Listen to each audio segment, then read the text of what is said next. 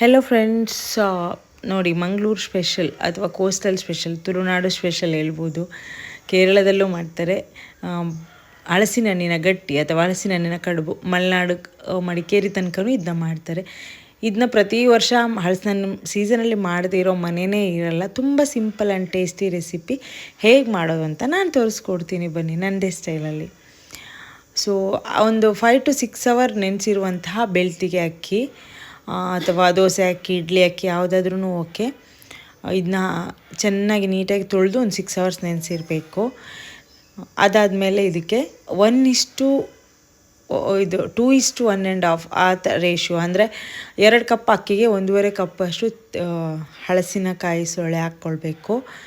ಆಮೇಲೆ ತೆಂಗಿನಕಾಯಿ ತುರಿ ನಾವು ಎಷ್ಟು ಹಾಕ್ತೀವೋ ಅಷ್ಟು ಚೆನ್ನಾಗಿರುತ್ತೆ ರುಚಿ. ನಾನಿಲ್ಲಿ 1 ಹಿಡಿಯಷ್ಟು ಹಾಕಿದ್ದೀನಿ, ಯಾಕೆಂದರೆ ತೆಂಗಿನಕಾಯಿ ರೇಟು ನಿಮಗೆ ಗೊತ್ತೇ ಇದೆ. ಆಬ್ವಿಯಸ್ಲಿ ರುಚಿಗೆ ತಕ್ಕಷ್ಟು ಉಪ್ಪು, ಸ್ವಲ್ಪ ಉಪ್ಪು ಹಾಕಬೇಕು. ಎಲ್ಲಿ ಬೆಲ್ಲ ಹಾಕ್ತಿದ್ರೆ, ನಾನಿಲ್ಲಿ ಬೆಲ್ಲ ಹಾಕಲ್ಲ. ಹಲಸಿನ ಹಣ್ಣು ತುಂಬ ಸ್ವೀಟಾಗಿತ್ತು. ಕೆಲವರು ಇಲ್ಲಿ ಬೆಲ್ಲ ಆ್ಯಡ್ ಮಾಡ್ತಾರೆ.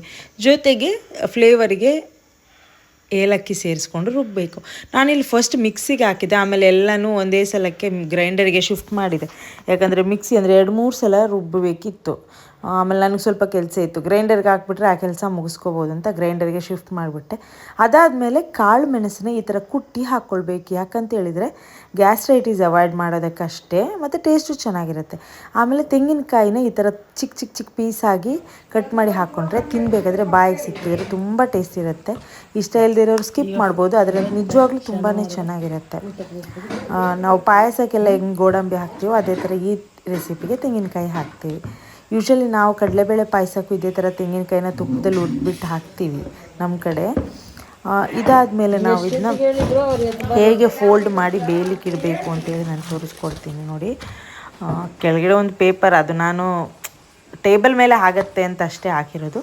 ನಾವು ಬಾಳೆ ಎಲೆನ ನೀಟಾಗಿ ತೊಳ್ಕೊಂಡು ಬೆಂಕಿ ಮೇಲೆ ಇಟ್ಬಿಟ್ಟು ಈ ಥರ ಬಿಸಿ ಮಾಡಬೇಕು. ಯಾಕಂದರೆ ಇಲ್ಲಾಂದರೆ ಹರಿದೋಗುತ್ತೆ ನಾವು ಫೋಲ್ಡ್ ಮಾಡುವಾಗ.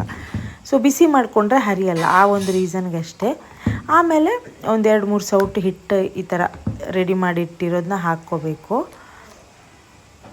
ಹಾಕಿಬಿಟ್ಟು ಫೋಲ್ಡ್ ಮಾಡ್ಕೋಬೇಕು. ಕೆಲವರು ಉಂಡೆ ಥರ ಕಟ್ತಾರೆ, ನಾವು ಯೂಶಲ ಈ ಥರ ಚೌಕ ಆಕೃತಿಯಲ್ಲಿ ಫೋಲ್ಡ್ ಮಾಡೋದು ಈಸಿ ಆಗುತ್ತೆ. ಇಡ್ಲಿಕ್ಕೂ ಚೆನ್ನಾಗಿ ನೀಟಾಗಿ ನಿಲ್ಲುತ್ತೆ, ಬೇಯಲಿಕ್ಕೂ ಚೆನ್ನಾಗಿ ಬೇಯುತ್ತೆ ಅಂತೇಳಿ ಇದನ್ನ ನಾವು ಇಡ್ಲಿ ಪಾತ್ರದಲ್ಲಿಟ್ಟು ಬೇಯಿಸ್ತೀನಿ. ನಾನು ಕೊನೆಗೆ ತೋರಿಸ್ತೀನಿ, ನಾನು 1-2-3 ನಿಮಗೆ ಪ್ಯಾಕ್ ಮಾಡೋದು ತೋರಿಸ್ತೀನಿ. ನಾವು ಯೂಶ್ವಲಿ ಊಟ ಎಲ್ಲ ಕಟ್ಕೊಂಡು ಹೋಗ್ತೀವಲ್ಲ ಬೇರೆ ಟ್ರೈನಲ್ಲೆಲ್ಲ ಜರ್ನಿ ಮಾಡುವಾಗ, ಈ ಬಾಳೆ ಎಲೆ ಬಾಡಿಸಿ ಅದೇ ಥರ ಬಾಳೆ ಎಲೆಯಲ್ಲಿ ಆ್ಯಕ್ಚುಲಿ ನಮ್ಮ ಕಡೆ ತೇಗದ ಎಲೆಯಲ್ಲಿ ಕಟ್ತಾರೆ ಇದನ್ನ. ತುಂಬ ಚೆನ್ನಾಗಿರುತ್ತದೆ ಫ್ಲೇವರು ಮತ್ತು ಕಲರು, ಕೆಂಪು ಕಲರ್ ಆಗುತ್ತೆ ತಿಂಡಿ. ನನಗೆ ತೇಗದ ಎಲೆ ಸಿಗಲಿಲ್ಲ ಬ್ಯಾಂಗ್ಳೂರಲ್ಲಿ, ಸೊ ಬಾಳೆ ಎಲೆ ಆದರೆ ದುಡ್ಡು ಕೊಟ್ಟರೆ ಸಿಗುತ್ತಲ್ವ. ತೇಗದಲ್ಲಿ ಎಲ್ಲೂ ಸಿಗಲ್ಲ ಅಲ್ಲಿ. ಆ್ಯಕ್ಚುಲಿ ನಮ್ಮ ಮನೆ ಹತ್ರ ತೇಗದ ಮರಗಳಿದ್ದಾವೆ, ಅದು ಹೈಬ್ರಿಡ್ ಅನಿಸುತ್ತೆ, ಅದೊಂಥರ ಕಹಿ ಬರುತ್ತೆ ಅದರಲ್ಲಿ ಮಾಡಿದರೆ. ಲಾಸ್ಟ್ ಇಯರ್ ನಾನು ಮಾಡಿ ಇಷ್ಟ ಆಗಲಿಲ್ಲ ನನಗೆ, ಅದಕ್ಕೋಸ್ಕರ ನಾನು ರಿಸ್ಕ್ ತೊಗೊಂಡು ಇಷ್ಟು ಚೆನ್ನಾಗಿ ಇರೋ ತಿಂಡಿನ ಯಾಕೆ ಹಾಳು ಮಾಡೋದು ಅಂತೇಳಿ ನಾನು ಬಾಳೆ ಎಲೆಯಲ್ಲೇ ಮಾಡ್ತಾಯಿದ್ದೇನೆ. ನೋಡಿ ಈ ಥರ ನೀಟಾಗಿ ನಿಂತ್ಕೊಳ್ಳುತ್ತೆ ಪ್ಯಾಕ್, ಏನೂ ಆಗಲ್ಲ. ನ್ಯಾಚುರಲ್ ಮೋಲ್ಡ್ ಅಂತ ಹೇಳ್ಬೋದು. ನೋಡಿ ನಾನು ಎಲ್ಲ ತಿಂಡಿನ ಈ ಥರ ಕಟ್ಕೊಳ್ತಾ ಇದ್ದೀನಿ. ಈ ತಿಂಡಿನ ನಾವು 2-3 ದಿನ ಈಚೆನೂ ಇಟ್ಕೊಂಡು ತಿನ್ಬೋದು, ಫ್ರಿಜ್ ಇಲ್ದಿದ್ರೂ ಅಡ್ಡಿಲ್ಲ.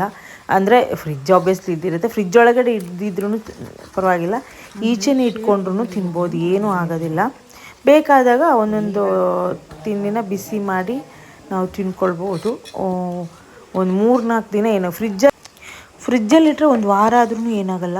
ಕೆಲವರು ಫ್ರೀಝರಲ್ಲಿಟ್ಟರೆ 4-5 months ಯೂಸ್ ಮಾಡ್ತಾರಂತೆ. ನಾನು ಯಾವತ್ತೂ ಟ್ರೈ ಮಾಡಿಲ್ಲ. ನೋಡಿ ಈ ಥರ ಇಡ್ಲಿ ಪಾತ್ರದಲ್ಲಿಟ್ಟು ಹಬೆಯಲ್ಲಿ ಬೇಯಿಸ್ಬೇಕು. ಒಂದು 20 ನಿಮಿಷ ಬೇಯಿಸ್ಬೇಕು. ಕೆಳಗಡೆ ನೀರು ಹಾಕ್ಕೊಳ್ಬೇಕು, ಮರಿಬೇಡಿ. 20-25 ನಿಮಿಷ ಬೇಯಿಸಿದಾದ್ಮೇಲೆ ಈಗ ಆಗುತ್ತೆ ನೋಡಿ. ಬಾಳೆ ಎಲೆಲ್ಲ ಕಲರ್ ಚೇಂಜ್ ಆಗಿದೆ, ತಿಂಡಿನೂ ಬೆಂದಿರುತ್ತೆ. ನಿಮಗೆ ಡೌಟ್ ಇದ್ದರೆ ಇನ್ನೂ ಒಂದು 5 ನಿಮಿಷ ಎಕ್ಸ್ಟ್ರಾನೇ ಬೇಯಿಸಿ. ಆ್ಯಕ್ಚುಲಿ ರಾತ್ರಿ ಬೇಯಿಸಿ ಗ್ಯಾಸ್ ಆಫ್ ಮಾಡಿಬಿಟ್ಟು ಬೆಳಿಗ್ಗೆ ಎದ್ದು ತಿನ್ನಬೇಕು, ತುಂಬ ಟೇಸ್ಟಿ ಇರುತ್ತೆ. ನನಗೆ ಈ ತಿಂಡಿ ಅಂದರೆ ತುಂಬಾ ಇಷ್ಟ.